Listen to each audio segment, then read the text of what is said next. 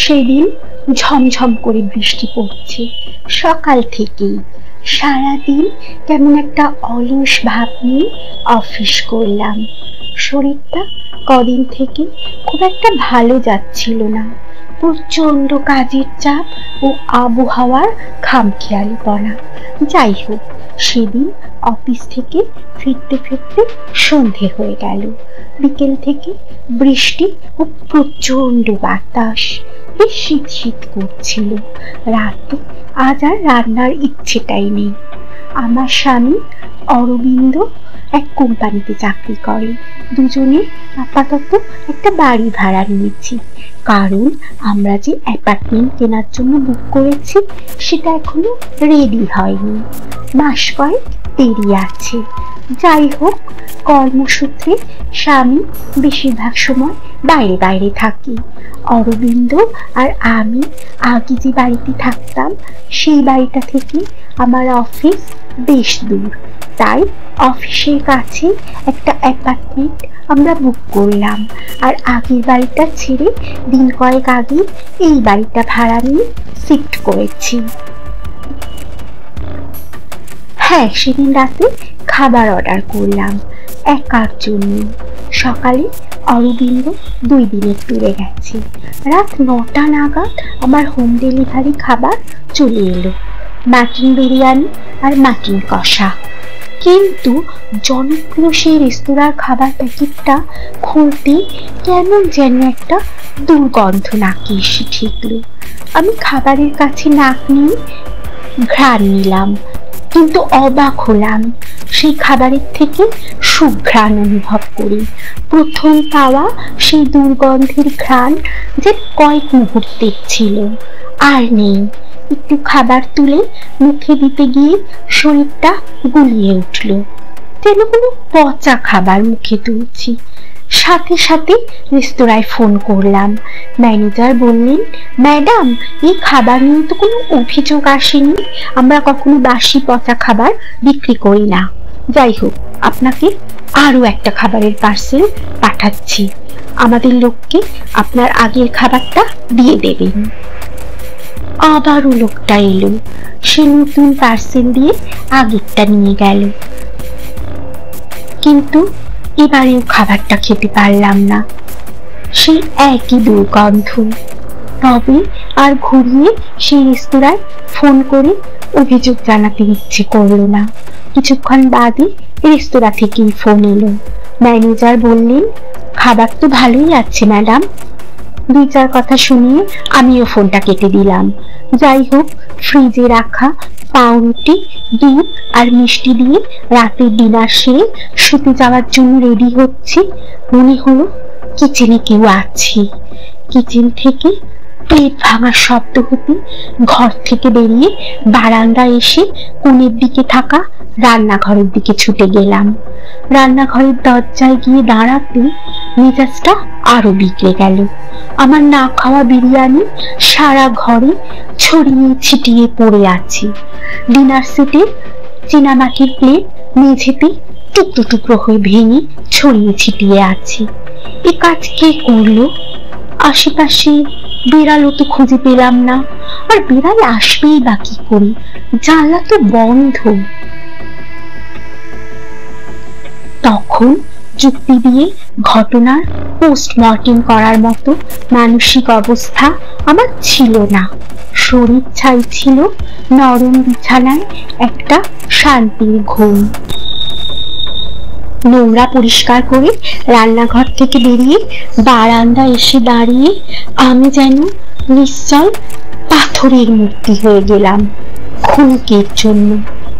বাড়িটা 2 তলা, একতলায় আমরা থাকি, উপরের তলা মালিকের জন্য। মালিক থাকেন না, ওটা তালা বন্ধই থাকে। বাড়িতে ঢোকার সদর দরজার পাশে উপরে ওঠার সিঁড়ি। আর অল্পটুকু জায়গা বাদ দিয়ে গ্রিল দিয়ে ঘেরা আমাদের এই অংশটা। আমার গ্রিলের অংশে প্রাইভেসির জন্য মোটা পর্দা দেওয়া আছে বটে, কিন্তু সেটা ভাঁজ করা, কারণ বাড়িতে যখন আমি থাকি তখন তার প্রয়োজন হয় না। তাই বারান্দা থেকে সিঁড়ির সামনের অংশটা পরিষ্কার দেখা যায়। আর ঠিক উপরে ওঠার সময় সিঁড়িটা যেখানে টার্ন নিয়েছে দোতলা থেকে চলে গেছে, সেই জায়গায় আমারই বয়সী এক যুবতীকে এই এত রাতে দেখতে পাবো সেটা আশা করিনি। ক্ষণিকের দৃশ্য।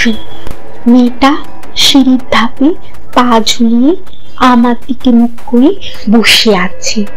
বারান্দার আলোটা কিছুটা গিয়ে পড়েছে ওই দিকে, বাকিটা অন্ধকার। ওই আলো আঁধারি পরিবেশে মেয়েটাকে দেখে আমার হাত পা ঠান্ডা হয়ে গেল। কে, কেন, কিভাবে এলো, এসব প্রশ্ন থেকে ভয় মনকে আঁকড়ে ধরল। পড়িমড়ি করে ছুটে এসে ঘরে ঢুকে খিল দিয়ে দিলাম। তারপর বিছানায় বসে হাঁপাতে থাকলাম।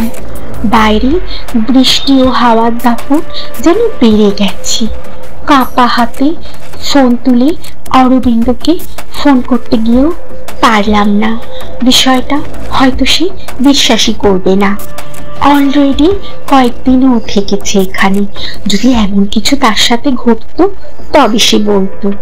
এসব ভাবনার মাঝে মনটা আবার অন্য ভাবনা তুলে ধরল। আমি কি সত্যি দেখছি? ওটা কি মনের ভুল ছিল? সেই মেয়েটার চোখটা এখন যেন ভাসছে আমার মনে। কি অসম্ভব রাগ আর ক্ষোভ ছিল ওই দৃষ্টিতে। রাতটা কোন রকমে কাটলো। পরের দিন রৌদ্র ঝলমলে একটা সকাল। আজ অফিস গেলাম না। শরীরটা বেশ খারাপ, জ্বর জ্বর বোধ হচ্ছে। দুপুরে কোনো রকমে সেদ্ধ ভাত ফুটিয়ে খেয়ে জ্বরের ওষুধ খেয়ে নিলাম। তারপর টানা ঘুম। গত রাতের ক্লান্তি ঘুমটাকে আরো গভীর করলো। ঘুম ভাঙলো ফোনের শব্দে। তখন বিকেল গড়িয়ে সন্ধ্যা হয়ে গেছে। বহু দিন বাদে একটা ভাত করে দিলাম। ফোনটা হাতে নিয়ে দেখি আমার মামাতো বোন তৃষ্ণা। ফোনটা রিসিভ করতে সে বলল, একটা বিশেষ কাজে এই শহরে এসেছি, কাজটা হলো না, আজ রাতে তোর ওখানে থাকবো, তোর ঠিকানা বল। আমি শুনে ভীষণ খুশি হলাম। তাছাড়া আজ রাতে একা থাকতে হবে ভেবে মনটা সকাল থেকে খুব খারাপ লাগছিল। অরবিন্দ কাল আসবে। তৃষ্ণাকে আমার ঠিকানা জানিয়ে বিছানা ছাড়লাম। কিছুক্ষণ বাদে তৃষ্ণা এলো।